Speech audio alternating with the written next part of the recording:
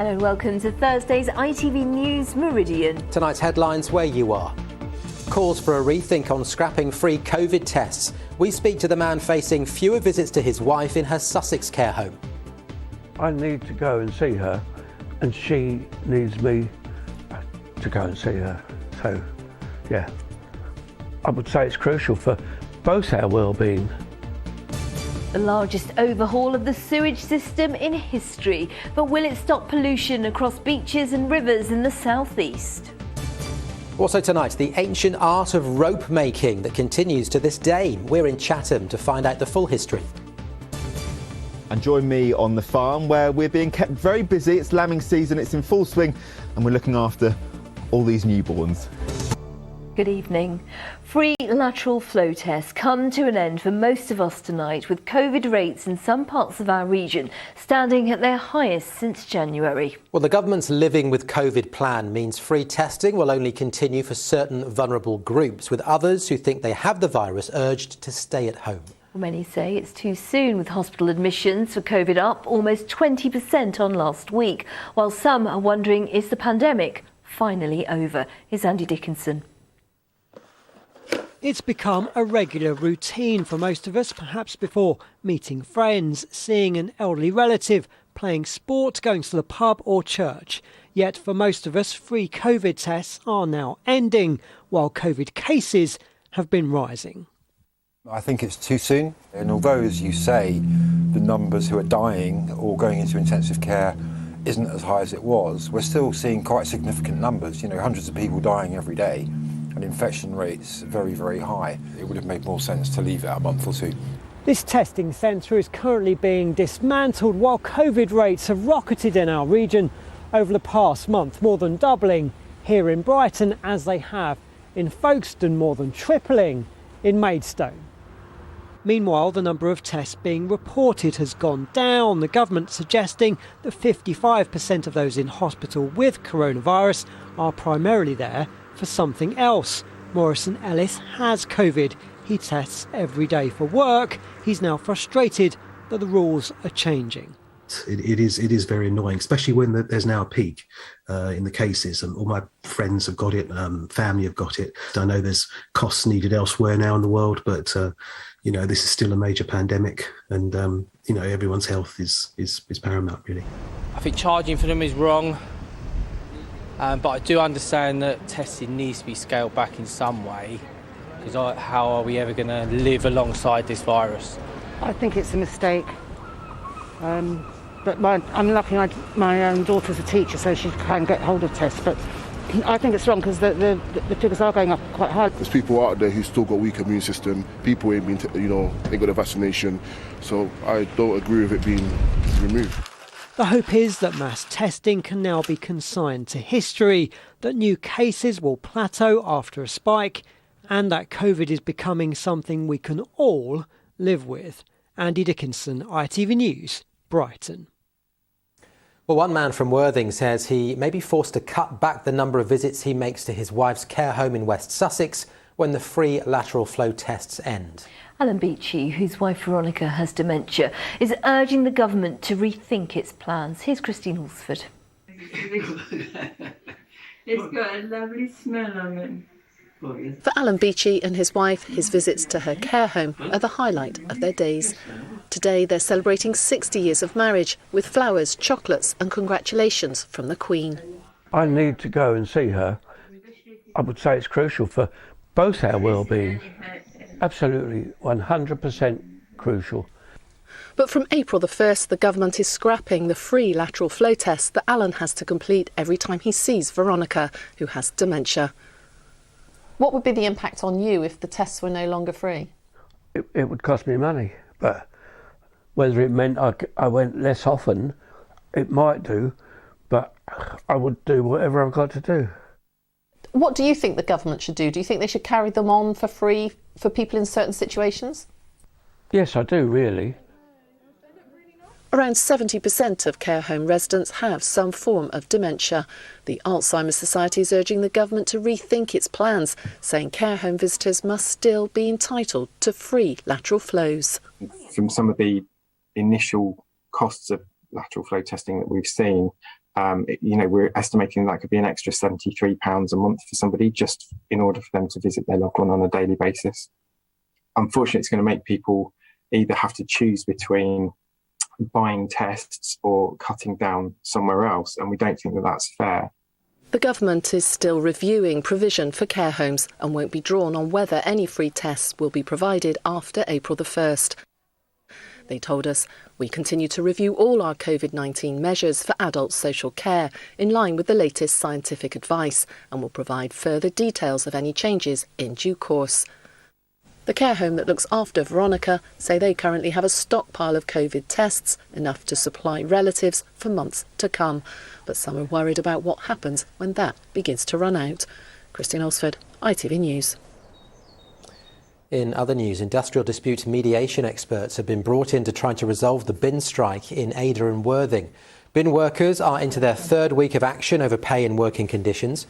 Talks halted earlier this week due to disagreements between the two unions involved in negotiations with the councils. A pilot from Kent has been jailed for lying about his flying experience to get a job with British Airways.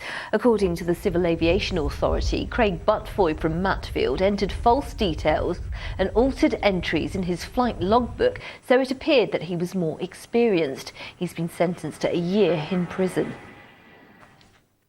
The government has set out plans for what's been described as the largest overhaul of the sewer system in history, aimed at stopping waste and sewage entering our waterways. Their own figures showed that in 2021, unscreened sewage was released into our waterways for 3 million hours, which they describe as unacceptable. Kent and Sussex saw sewage dumped into rivers and waterways for tens of thousands of hours. Well, the River Rother in Sussex suffered almost 1,000 licensed sewage dumping incidents. The Hexton Stream in Tenterden, more than 300 incidents. The Ridgewood Stream near Uckfield, more than 100 incidents. And in the Hythe area, popular with swimmers, there were around 144 incidents. Well, campaigners across the South East have been calling for action, saying the contaminated water affects all water users and damages the environment. Well, Sarah Saunders is live in Tankerton in Whitstable for us tonight. Sarah, what's it been like where you are? Well, in this area there were 71 recorded incidents. If you were to average that out, it would be about one every 5 days. And even today, there was a sewage release here along the coast slightly at Tankerton. According to Southern Water's website, there were also releases at Sheerness, Herne Bay, Sandgate, Hythe, St Leonard's and Bexhill. And the new rules being brought into force today are designed to ensure that that only happens in exceptional weather circumstances. One release went on for about 23 hours, so the sheer volume of sewage going into the sea is a real health hazard. It's really upsetting, actually, that we can't use this amazing natural resource that we've got that's proven to enhance our mental health, like being outdoors, being in community, being together, and for some people it's been dangerous.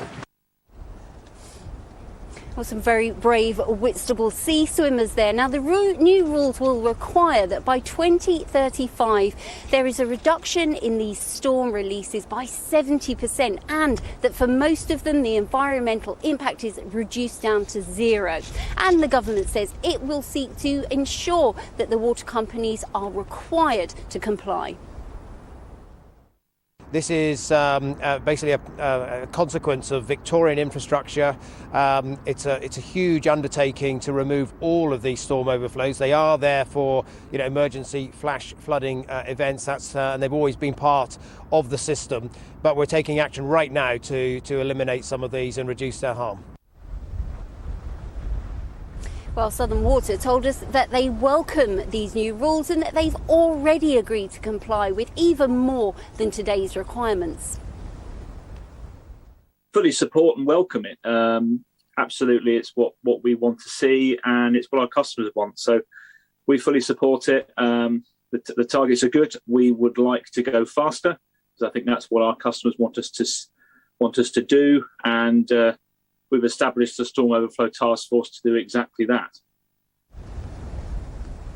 Well, critics say they are slightly concerned about the timescale. These changes have to be brought in by 2035, and they also say they want to know what being held to account might actually look like for the water companies in practice. Sarah, at a rather bracing-looking Whitstable for us this evening. Thank you very much indeed. Next, P&O staff sacked 2 weeks ago have until midnight to decide if they'll accept the company's redundancy deal. The ferry operator announced it was getting rid of its employees during a Zoom call with no notice. But since then, none of its vessels have left Dover, with the Pride of Kent detained because it failed a safety inspection. New Bishop of Rochester has been announced. The Right Reverend Jonathan Gibbs, who is currently the Bishop of Huddersfield in the Diocese of Leeds, is expected to begin in his new role in September. He's replacing James Langstaff, who retired last July. Langstaff, let me do that right. Now you're watching ITV News in the Meridian region, coming up this evening. Shipshape and Bristol fashion. Find out why Chatham played a role for one of the most famous sailing ships in history. And let's find out where James Dunham is live for us this evening. James?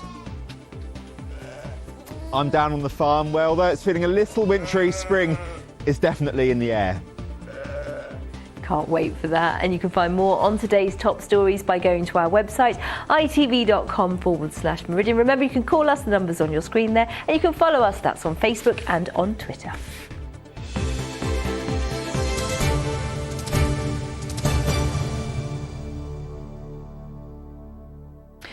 Violent crime has returned after lockdown, with a burglary now happening once every 108 seconds. Well, ITV's Tonight programme has been given access to a crime squad in Kent who have been targeting burglars. They've also heard about the devastating impact on victims. With the details, here's Kerry Swain. Kent Police, where's your emergency? There's some robbers at my house.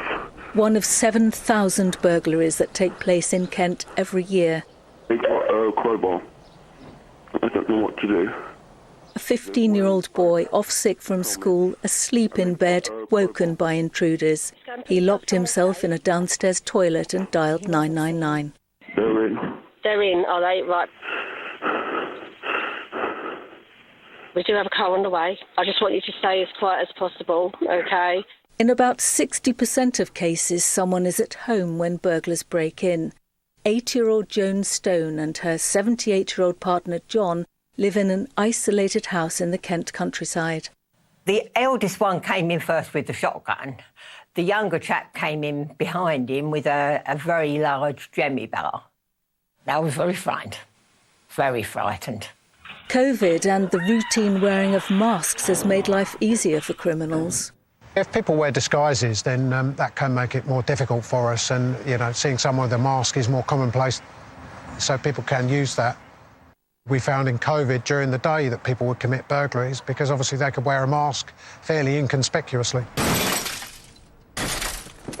Kent Police formed this special crime squad the year before lockdown. The government's Beating Crime plan is funding efforts to target repeat offenders. A small proportion of people commit a large proportion of the crime, and that's the objective of our team, is to take out the people that cause the most impact to the communities. The Beating Crime Plan money will help us to crack down on repeat burglars. We'll be able to tag burglars as they come out of prison to monitor their behaviour. So we should see, like we have in other parts of the country that have already done this, a further reduction in burglary. Police! All right, Jacob, hands up. Kent Police caught the burglar whose break-in terrified the schoolboy. Jacob Winnett, a prolific offender, received a total of 9 years. But the crime squad is still hunting the men who attacked Joan Stone. Kerry Swain, ITV News. And you can see more from Crime Squad hunting the burglars on tonight at 8:30 here on ITV. Now, more young people than ever before are receiving treatment for eating disorders on the NHS. Almost 10,000 children and young people started eating disorder treatment between April and December last year. Doctors believe the rise could be due to the unpredictability of the pandemic. Here's Amrit Birdie. Emily was 13 when she developed anorexia. For the next 4 years of her life, her eating would be monitored 5 days a week. Now aged 25, she says she's not surprised that the number of young people with eating disorders is at an all-time high after the unpredictability of the pandemic. When I unpacked my eating disorder, we kind of unpacked it was about routine and control. If my teacher wasn't in an art lesson and it was supposed to be one teacher but it's a different teacher, like, oh, well, I can't eat now for the rest of the day. I personally don't know how anyone, like right now, is managing without routine. Those working in mental health say the last 2 years have been seriously damaging for a lot of children and teenagers. Alan Hayes is the founder of a mental health charity in Maidstone in Kent. There's an awful lot of anxiety around for young people, and the normal social networks and circles have been reduced. So anxiety and isolation has been huge. So day-to-day routines have changed, not going to school, probably spending more time with family, being in the house, but also being subject to lots of images on social media. And there's been a whole thing about fitness, and the focus on food and exercise has been huge.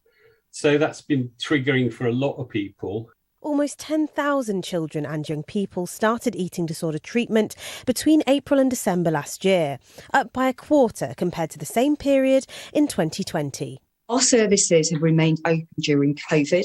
Our services are working incredibly hard to manage that increased demand. We're also working with Health Education England to increase the availability of training resources for different practitioners, such as GPs and staff working in acute hospitals.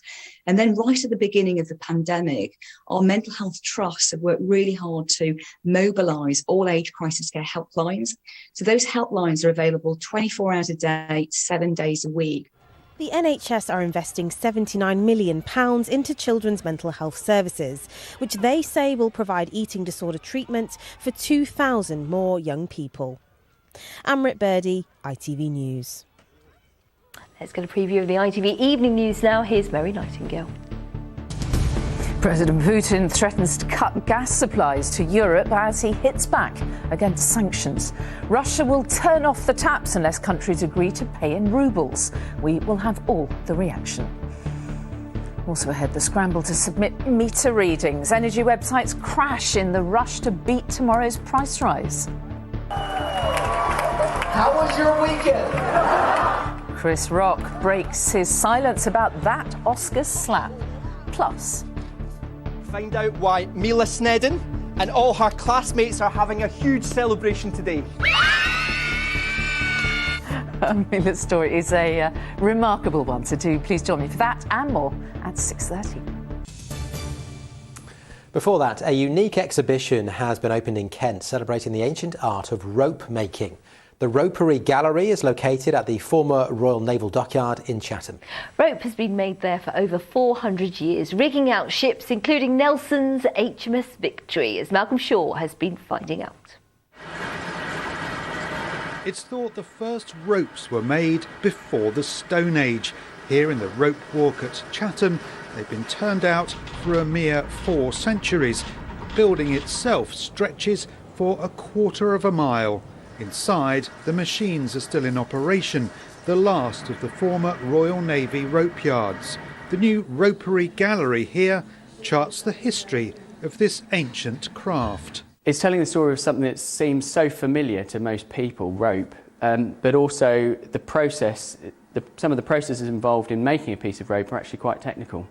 And the Navy, during the Age of Sail, needed thousands of tons of cordage, and these roperies, these naval roperies, supplied that to the ships. The gallery was officially opened by Fred and Jan Cordier, who met while working here and later tied the knot, despite the best efforts of the bosses to keep men and women strictly segregated. We were kept separate. Under the MOD, it was the women in one dining room and the men in another dining room, and the women worked upstairs in the spinning room and the men worked down here. We weren't allowed to get together. We did find ways that we weren't supposed to find, but we did, to see each other. Fred started working here as a boy of 15 and stayed for 50 years. He says it wasn't a job for the faint-hearted. When you come in, it was daunting. All the people running about everywhere, the smell, and you went home with that smell. You never lost it. And in the dining room, that was one of the hazards there. You came in for breakfast or dinner. When you first came, you sat in the windowsill. You weren't allowed to sit on the table. You had to wait for someone to die or leave. And then if you was okay, you were next in line, you got a seat. Many of the exhibits in the new gallery come from a vast collection amassed by Des Pawson. He's been studying rope work for 40 years, and he's delighted so much will now be on display to the public. It's such a joy because the items, many of them have stories behind them for me and people that have donated them or have made them or where I found them. And now I'm assured that they will have a long-term future. That's what really was the whole point of working with Chatham Historic Dockyard Trust, so that the collection would have a future way beyond me. Nelson's flagship HMS Victory was built in Chatham. The ropery supplied the 30 miles of rope needed to rig her. Back on the rope walk, today's batch is nearing completion. These ropes destined not for warships, but for ski lifts. Malcolm Shaw, ITV News, Chatham. Love a bit of local history. Fascinating to see how it was Yeah, I didn't know how they made it. It's brilliant. Love the story about the couple as well. Very nice. Now, it might not feel like spring today, but at farms, lambing season is in full swing. Yes, and at South Brockwell's farm in Uckfield in Sussex, they're hoping to use the season as a chance to get school children interested in farm life. James Dunham is there for us. And James, you look busy, but have you been helpful? I've been doing my bit, Sangeeta, looking after Wilma here. I did take a backward seat, though, when there was triplets being born a little earlier. I'll tell you, though, who's been here throughout. It's Chrissy, who is the farmer down here. A few sleepless nights for you, then, over the last few weeks. How many lambs are you expecting? We had 300 lambs due, and we're nearly there now. We've only got 10 left to lamb. We've had busy days and nights, but the weather's been kind. It's lots of new life. It's our favourite time of year. And we get done as quickly as possible before our asparagus season, where we have our shop open for all our homegrown and local produce, which we're very excited about. Fantastic. Now, did you know a ewe is pregnant for around 150 days before giving birth? And there is so much, of course, to learn at a farm. And that's why here, Caroline, you're the education director. You're looking to start a farm school, aren't you, for pupils here? Absolutely. So we're setting up a education centre and mobile farm to work with local schools, communities and families to provide an opportunity for learning outside the classroom, to teach children about farming and the role farming plays on their lives and where food comes from, and also to promote a positive mental health and well-being, to get outside in fresh air and work with animals. We've got some young farmers here. What's so great about being in this environment? I love being here, especially in springtime, because there's lots of cute new life. I love being here because I love seeing loads of animals running around, and it's great to just be around them. There's always so much to learn. You know, that is so true. I've been smiling at Phil's all afternoon. Well, look, lambs, fresh lambs, new seasons. Matt, Sangeeta, you are a relatively new partnership. So here at the farm, they've agreed to name these two lambs after you both, although admittedly they are a bit more adorable than you two. Sangeeta's the one on the right, I think. Very nice. Right, let's talk about the weather, because Holly, I've got a bone to pick with you. I was filming in Margate earlier for something for next week. Yeah. Hail, sleet, wind. What have you got to say for yourself? You had no snow. No. It's sunshine in the morning. That is true, yes. Yeah, don't complain. It was cold though, wasn't it? Take a look at this. This is the radar from earlier on. So first things was overnight, we had this weather front go through. You can see that block of rain to the south, and then the showers peppered in behind, Arctic air, where you can see the white there coming through. That's where it was sleet and snow. So we've had quite a number going through today, and in places a bit of settling, and in fact there were a couple of rumbles of thunder here as well, and a couple of fun. So technically that makes it thunder snow, which is pretty unusual. Got some video to show you too. This was Maidstone earlier on, where Liam Kenwood shared this shot of things looking really quite wintry and snowy. Some big old flakes there. Not really settling so much here, but it was actually when you got into the South Downs. And just quickly, I want to show you this footage from Kent County Cricket Club, where they were playing a pre-season friendly with Lancashire, and snow stopped play, which, Matt, is the first time I've ever covered cricket on the Weather Chat. So just for you, because I know you're a big fan. Thank you very much. Enjoyed that. I enjoyed that. I was like thinking, what am I seeing? It looked a bit surreal. Weather time now. Here's Holly with your forecast.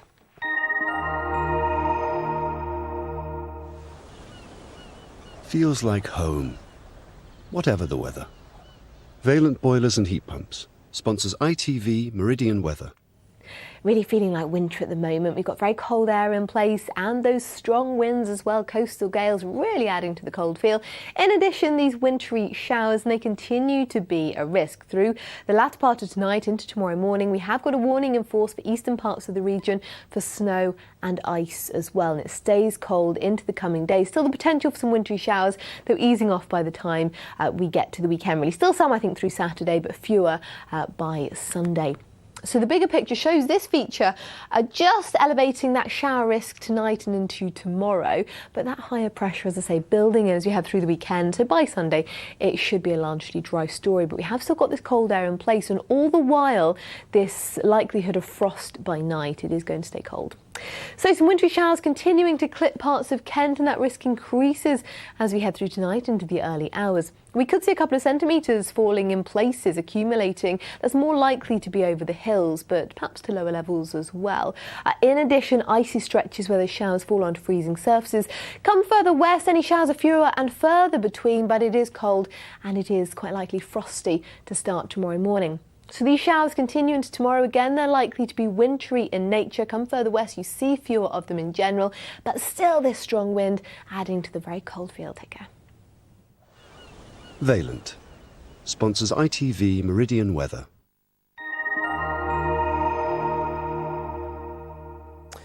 It's all a bit cold and miserable. Can we go back to those lambs? Because that made you feel all kind of Eastery and spring-like and lovely. And they've got that lovely, they aren't pink, Matt. They've got this lovely little lamp keeping them. Now, you know for a fact that I can't tell you whether that's pink, red, blue or anything. Oh, yeah, but sorry. they do. I can tell they look warm. Matt's colourblind, everybody, just so that you know, because I know you're getting to know him. That one's got a coat on, so he's warm. He's seen the weather forecast. I know. Look, it looks a bit like Tigger. Yeah, they really are, nice. honestly. Yeah. I don't want to say goodbye. You could just carry on watching them. Hello, you. We kind of have to, though, because the international news is coming up next with Mary Nightingale. Indeed, but I've got your late news later. Thank you so much for joining us. See you tomorrow. Bye-bye. Bye.